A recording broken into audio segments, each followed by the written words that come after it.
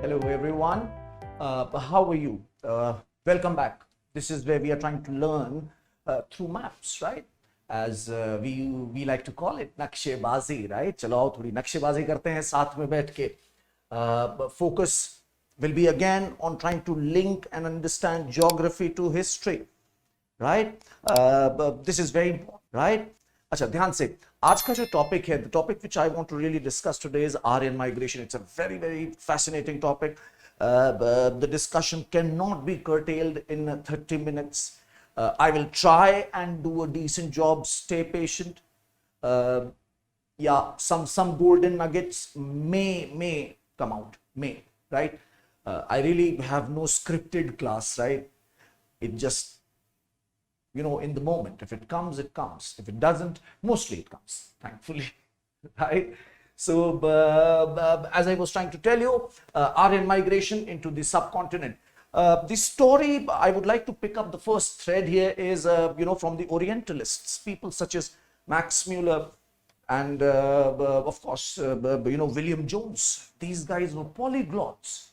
They knew several languages, Latin, Greek, English, and Persian, and then they came to India, and where they were exposed to Sanskrit, right? And as they learned Sanskrit, they realized this. Both of them, in fact, they came to the similar conclusion that these languages have a lot of cognates. There are a lot of cognates here. That means words which seem to have been derived from a similar word, a root word. For example, in Latin, pater and mater, while in Sanskrit, it's matra and pitra. Similarly, navy in English, in Hindi or Sanskrit, it is navik. Do you see the link is pretty much same? Nav, navik, navy. Dental, dant. Right? So, Max Muller was the guy who first of all came up with this theory that it is quite possible that these fellows were all from the same place. They were probably nomads living in one place. And from there, from that place, they migrated to, they spoke one language which he called PIE, Proto-Indo-European. Proto as in, before the advent of these Indo-Aryan languages, Indo-European languages. Right, so he basically said that these speakers, PIE speakers, they must have come from a common place.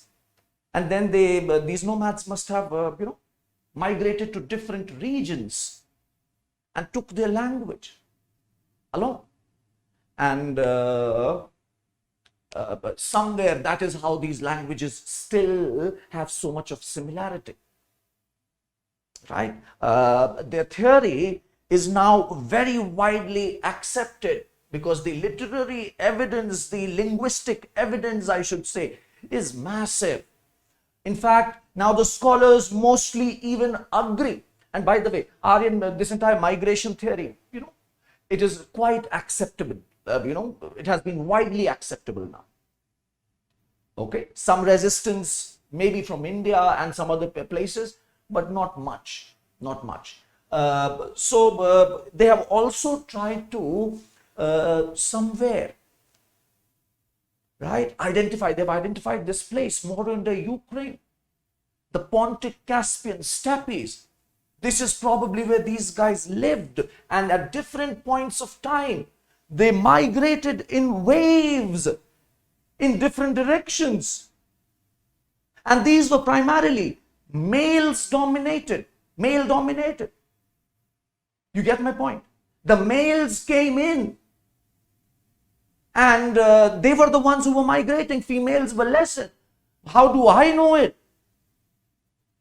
A couple of books which I should mention as a reference. DNA studies have been done, and from there such conclusions can be derived, right? The couple of books which I have been trying to understand, but one of course is Tony Joseph, Early Indians. This is one book which I can recommend.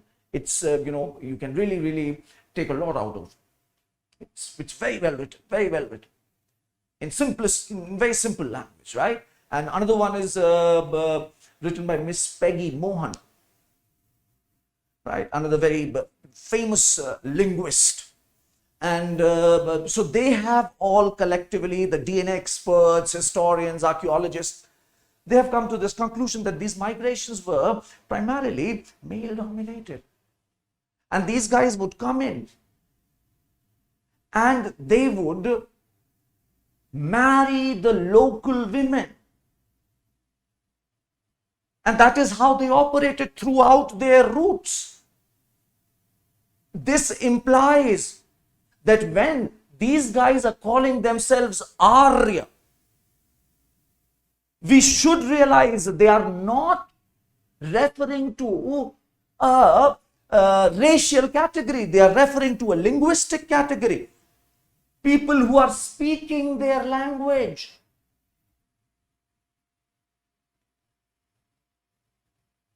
Right? And these guys enter the subcontinent as well. They go to Persia as well, pretty much at the same time, around 1500 BC. This is why Persian and early Persian, early Sanskrit, they sound so similar. Zendavesta and Rigveda, they are quite similar in terms of the way they are operating language. Right? Around 40% of global population is Pai speaker. Indo-European is a very large club of languages. It's a very large club of languages, do you see? Right from here to, America, Latin America, Central America, Spain, to Assam, Bengal, Maharashtra, Marathi, Hindi, Urdu, right? And right here, till here, in Australia. And even it went beyond through colonization. Now let's have a look at how the Aryans came and went into the Indian subcontinent. Let's talk about that. Not much archaeological evidence there. What we have is Mandal 2 to Mandal 7 of Rigveda. They are considered as the oldest of Vedic literature. और ये हमारे पास हैं. From there, scholars have been able to sieve out relevant information about the early Vedic society, how they operated, what kind of a religion they practiced, कैसे हवन करते थे, किस तरह के कार्य करते थे, how was their economy, right? They were tribals. Their society was based on clans. So, they were tribes within, when I say Aryans, I mean set of tribes such as Bharat. They are coming in waves, not monolithic. Bharat, Puru, right? Gandhari. These regions, they derived their name from the tribes which settled on it, which dominated it. And these guys are pastoral, nomadic, right? So they are coming and entering this region. From Rigveda, it seems fair that these guys were active from Punjab region to Delhi, to Haryana, and to western UP, fringes of western UP as well. They were present in all this region. Now, in this entire, Rigveda Mandal 2 to Mandal 7, we also get some, information about how things are developing, how things are in motion. I would like to discuss a small episode here. It has been referred to as a Dasharaj Yuddha, the Battle of 10 Kings. And here apparently what happens is, Bharat is, by the way, the tribe from which the word Bharat comes out, right? It has been derived. So the point being that these guys, Bharat, right, Bharat tribe had a king. His name was Sudas. And Sudas had a Purohit whose name was Vishwamitra. And these guys were living in West Punjab.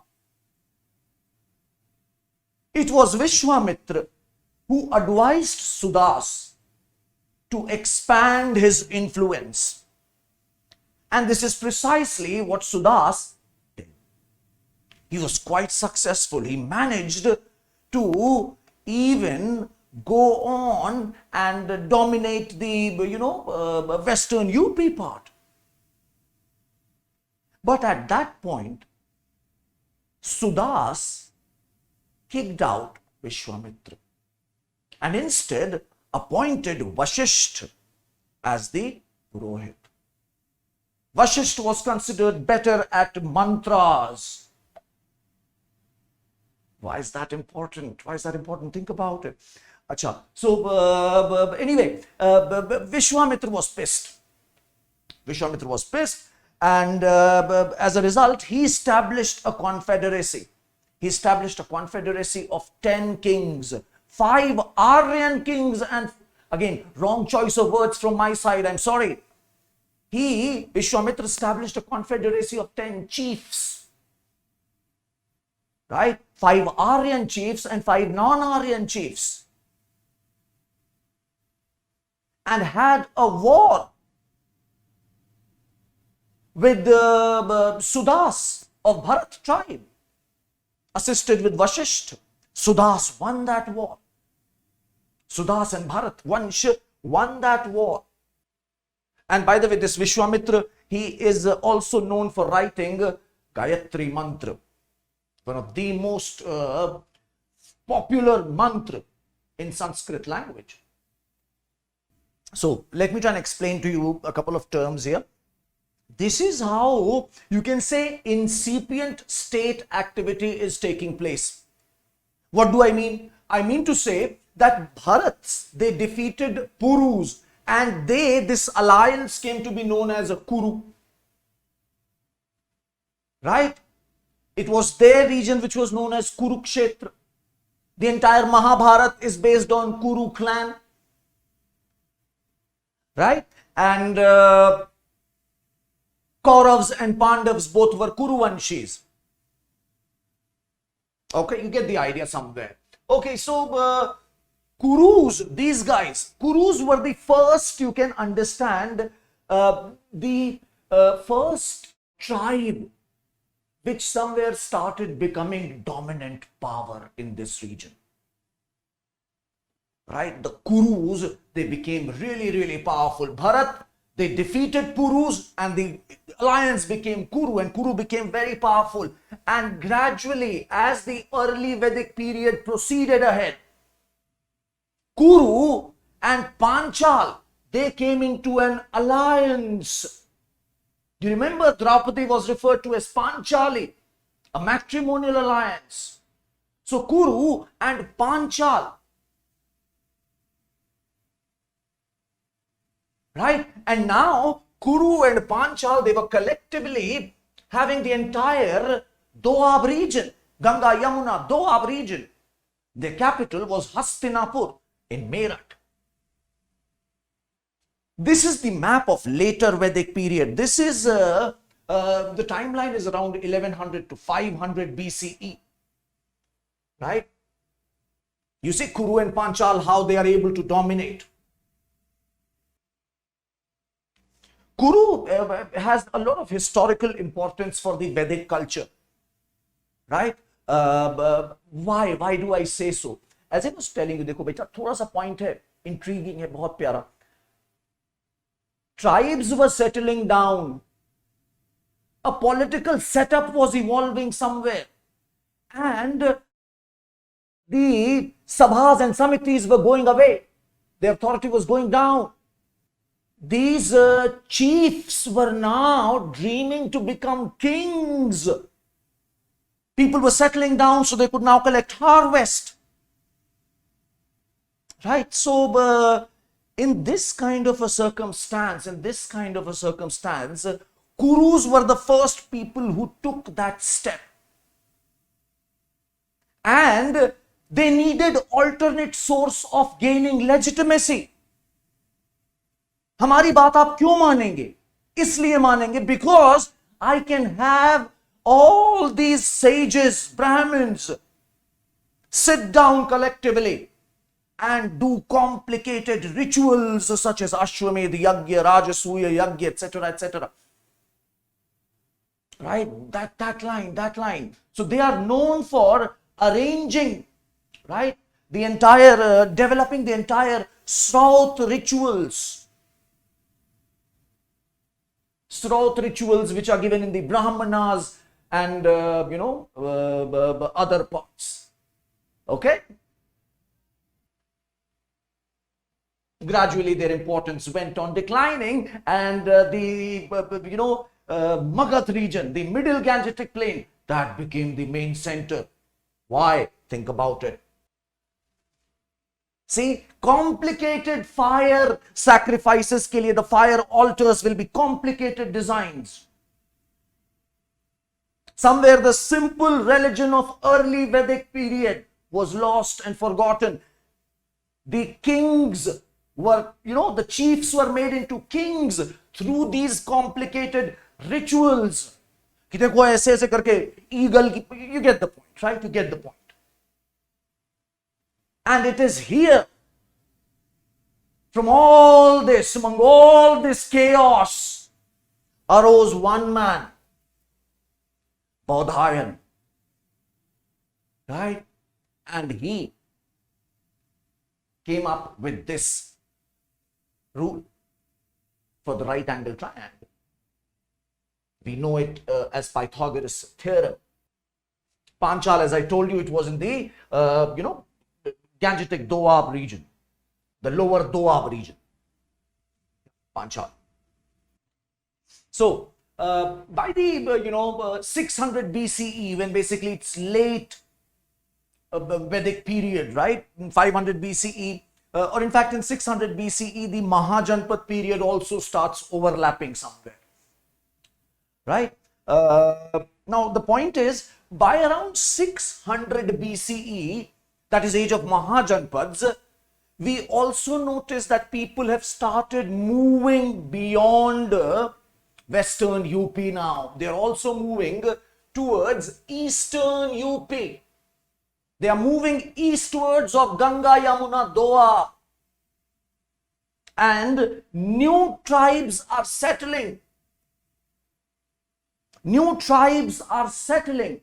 And new chiefdoms are being created. For example, Koshal is being created. See, Koshal is being created. Koshal कौन सा region है? अयोध्या, जहां राम जी वाली story होती है. Right? So Koshal is being created somewhere around this time. But Koshal, in fact, Ram doesn't find any mention in the Vedic literature as such. Right? So Koshal, right, is established around 700, 600 BC. They start migrating towards that region. And the northern Bihar region, Videha, this is where Janak ruled. This is where Sita came from. Sita is known as Janaki. Right? Okay. Yeah, this is something probably which you can keep in mind. Thank you so much. That was the short and simple, sweet video. I hope you find it of some use. Okay. Gladly signing off. See you in the next one. Take care. Bye-bye.